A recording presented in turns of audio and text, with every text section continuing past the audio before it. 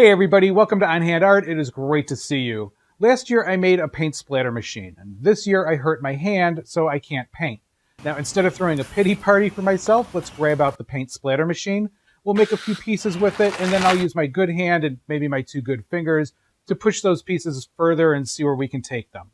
So follow along and see if you can use these ideas and techniques for your own amazing art. Let's get started. I started by painting over 3 canvases from my original splatter paint video. Now we'll cover one in this kind of toffee color for a medium background, and that should complement the red, blue, and yellow I'll be using later. The second we'll paint in white. Now I'm using a wall brush for this, as you can see. I like the coverage that it gives, but it's really going to bite me later, which I didn't realize. I'll explain all of that. The third one I'm leaving as is because I really like the existing patterns and I actually just kind of want to see what happens. It actually had some really cool and surprising results, which of course you'll see later. And a few of you asked about a Splatter Paint Machine 2.0. I still do actually have that in the plans. I just need 2 working hands for that project, and I won't have both hands available until about a week after you're seeing this video. You can easily get a similar effect by splatter painting the old-fashioned way, but I mean, come on, this is way more fun.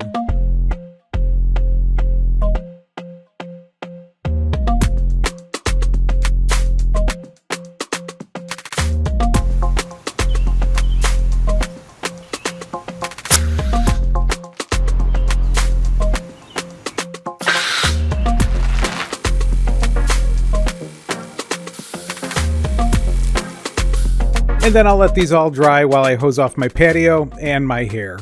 With all my canvases dry, I just kind of stare at them for a while until I see something more in them.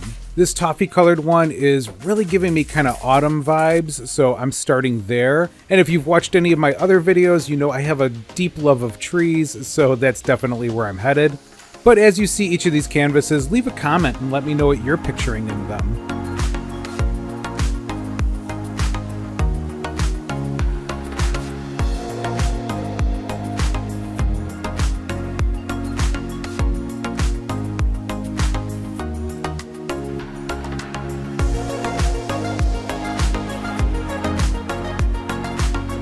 Now, I've put a few layers on here already, and I'm just not getting the leaves right, so I'm going to put this aside and work on another one.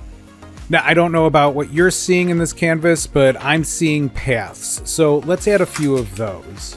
Being paths, they're more organic and irregular than if I was going to go for more graphic lines. And here's where using that wall brush bit me. It left little grooves in the paint, and now you can't see them, but the paint is following those little channels, which is making it harder for me to get a precise edge like I want. So I'm spending the time to go slowly and then work in really small sections at a time, focusing on filling in a nice precise edge like I want.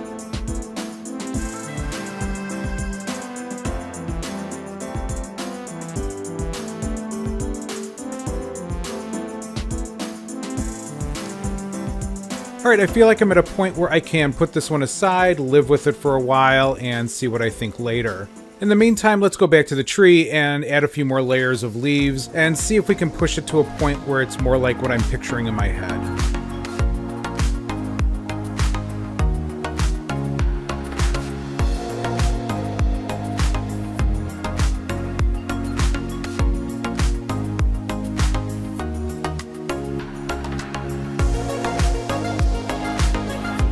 After a few days looking at this final painting, I decided to just run with the crazy abstract already in it. So all I'm going to do is add a third darker line. Now the trick is to just match the paint color and texture that's already there. Otherwise, I really like the subtle textures and lines already there.